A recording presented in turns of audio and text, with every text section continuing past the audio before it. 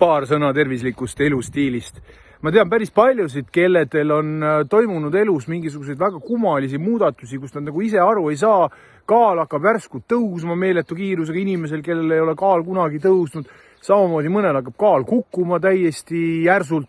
Siis ta on nagu mures, et mis nagu toimub, on lasknud teha kõik analüüsid, arst ütleb ka, et ei tea, ei oska midagi kommenteerida.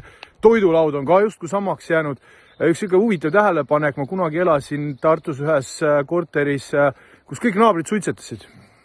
Ja see oli puumaja ja sealt tuli see suits läbi ja mul oli endal vahepeal elamine oli sinine. Ja siis ma kolisin sealt ära ja teise kohta läksin siis 2 kuu jooksul. Mu kehakaal tõusis 10 kilo. Mul ei olnud see kehakaal kunagi nii suur olnud.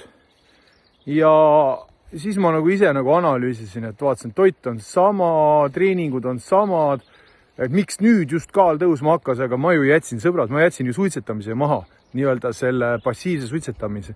Ja nii lihtne see ongi, nii et olge tegelikult oma tegemiste suhtes tähelepanelikumad.